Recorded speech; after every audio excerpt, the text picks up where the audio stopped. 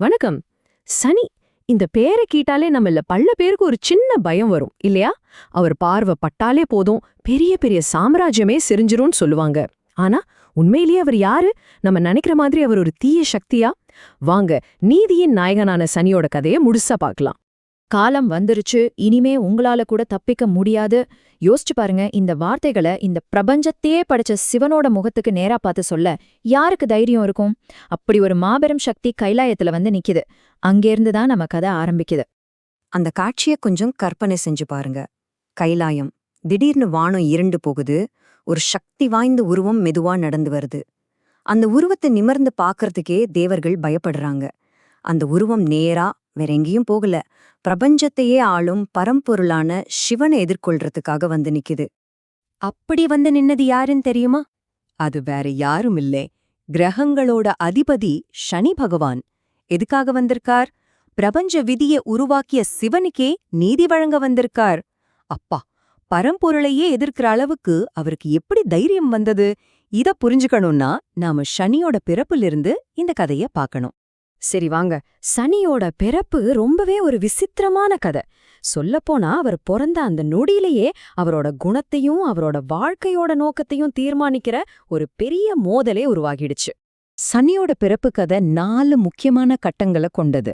முதல்ல சூரிய தேவனோட மனைவி சஞ்சனா. அவங்களால சூரியனோட வெப்பத்தை தாங்கிக்கவே முடியல.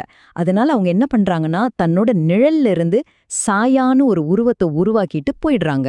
இப்போ சூரியனுக்கும் அந்த நிழல் உருவமான சாயாவுக்கும் ஒரு மகன் பிறக்கிறான். அவன்தான் சனி. ஆனா இங்கதான் பிரச்சனை ஆரம்பிக்குது. அந்த குழந்தை கருப்பா இருந்ததை பார்த்து சூரியனுக்கு சந்தேகம். இது என் மகனே இல்ல அப்படின்னு சொல்லி குழந்தைய ஏத்துக்க மறுத்துடுறார். இங்க பாருங்க, சூரியன் யாரு? ஒளி, வெப்பம், பிரகாசம் எல்லாத்துக்கும் அதிபதி. ஆனா அவருக்கு பிறந்த மகன் சனி எப்படி இருக்கான்? நிழல்ல இருந்து பிறந்தமா, இருளோட உருவம், அப்படியே நேர் எதிர். இத பார்த்த சூரியனுக்கு பயங்கர ஷாக், கோபம். தனக்கு எப்படி ஒரு மகனா அண்ணவர் நொந்து போறார். அப்போதான் அந்த அற்புதம் நடக்குது. பிறந்த குழந்தை சனி தன் அப்பாவை நிமிந்து பாக்குறான். அவ்வளவுதான், அந்த ஒரு பார்வையில சூரியனோட ஒளி மங்குது, அவரோட உடம்பு கருப்பாகுது, அவர் போற வான ரதம் அப்படியே வானத்திலிருந்து கீழே விழுது. பாத்தீங்களா? பிறந்த நொடியிலேயே தன்னை அவமானப்படுத்தின அப்பாவுக்கு சனி தன்னோட முதல் நீதிய வழங்கிட்டான். இந்த தந்தை மகன் மோதல் தான் இன்னிக்கும் ஜோதிடத்துல ஒரு பெரிய தாக்கத்தை ஏற்படுத்துது. நீங்க பித்ரு தோஷம் அப்படின்னு கேள்விப்பட்டிருப்பீங்க. ஒருத்தரோட ஜாதகத்துல சூரியனும் சனியும் ஒரே வீட்ல இருந்தா இந்த தோஷம் வரும்னு சொல்லுவாங்க. அந்த நம்பிக்கைக்கான மூலம் இந்த கதை தான். சுவாரஸ்யமா இருக்குல்ல? சரி, தன் சக்தி இவ்ளோ பெருசா இருக்குதே, தன்னோட பிறப்புக்கான உண்மையான நோக்கம் என்ன? இத தெரிஞ்சுக்கணும்னு சனி முடிவு பண்றார். நேரா போய் சிவனை நோக்கி ஒரு கடுமையான தவத்தை ஆரம்பிக்கிறார். சனியோட தவத்தை பார்த்து மெச்சின சிவன் அவருக்கு ஒரு மிகப்பெரிய வரத்தை கொடுக்கறாரு. இனிமே நீதான் நீதிய வழங்குற சக்தி. மனுஷங்களா இருந்தாலும் சரி, தேவர்களா இருந்தாலும் சரி, அசுரர்களா இருந்தாலும் சரி, அவங்கவங்க கர்ம வினைக்கு ஏத்த மாதிரி நீ தீர்ப்பு சொல்லணும்.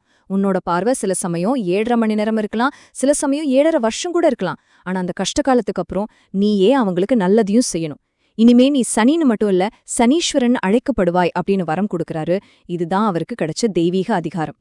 ஓகே, இப்போ சனீஸ்வரனோட பவர் எந்த அளவுக்கு இருக்குன்னு தெரிஞ்சுக்கணுமா? அதுக்கு 2 சூப்பரான கதைகள் இருக்கு. எவ்வளவு பெரிய ஆளா இருந்தாலும் சனியோட பார்வையிலிருந்து தப்பிக்கவே முடியாதுங்கிறதுக்கு இந்த கதைகள் தான் சாட்சி. முதல்ல இராவணன் கதை. இராவணன் என்ன பண்றான்? தன்னோட சக்தியால 9 கிரகங்களையும் ஜெயில்ல போட்டு குப்புறப்படுக்க வச்சிடுறான்.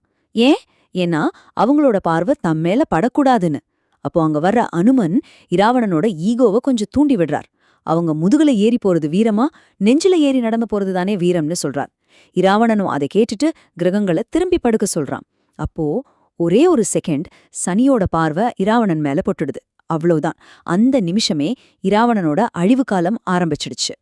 கிரகங்களை காப்பாத்தினதுக்கு நன்றி கடனா சனி பகவான் அனுமனுக்கு ஒரு வாக்குறுதி கொடுக்கறாரு. ஏன் பார்வை இனிமேல் உன்னோட பக்தர்கள் மேல ஒருபோதும் விழாது அப்படின்னு. இதனாலதான் இன்னைக்கும் அனுமன் பக்தர்கள் சனியோட தாக்கத்திலிருந்து தப்பிக்கிறாங்கன்னு ஒரு நம்பிக்கை இருக்கு. சரி, இராவணன் மாதிரியாலே தப்பிக்க முடியல. ஆனா சனியோட பிடியிலிருந்து தப்பிச்ச ஒரே ஒரு கடவுள் இருக்கார். அது யாருன்னு தெரியுமா? இந்த கதை வெறும் பவரை விட புத்திசாலித்தனம் எவ்ளோ முக்கியம்னு நமக்கு கத்துக் கொடுக்கும். வாங்க, விநாயகரோட அந்த சூப்பர் கதைய பார்க்கலாம். இன்று போய் நாளை வா. சிம்பிளான வரி மாதிரி தெரியுதா? ஆனா இந்த ஒரு வரி தான் விநாயகரோட மாஸ்டர் பிளான். இத வச்சு அவர் எப்படி சனிய சமாளிச்சார்னு பார்க்கலாமா?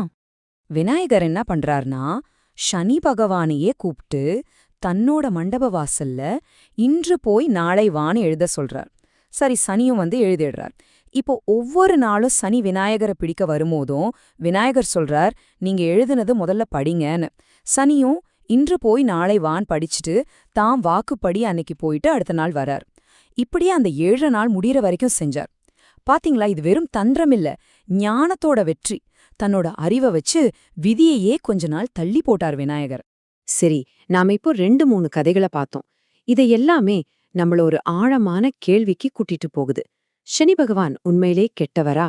அவரை பத்தின நம்ம பார்வைய மாத்திக்க வேண்டிய நேரம் வந்துருச்சு.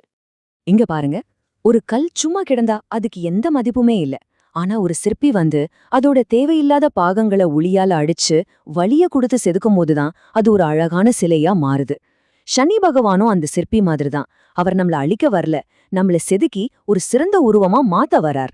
அப்போ நாம புரிஞ்சுக்க வேண்டிய முக்கியமான விஷயம் என்னன்னா, சனி பகவான் கொடுக்கிற கஷ்டங்கள் நம்மள அழிக்கிறதுக்காக இல்ல, நம்ம கிட்ட இருக்கிற குறைகளை தப்புகளை நீக்கி நமக்குள்ள இருக்கிற ஒரு நல்ல மனுஷனை வெளியில கொண்டு வரதுக்காக தான்.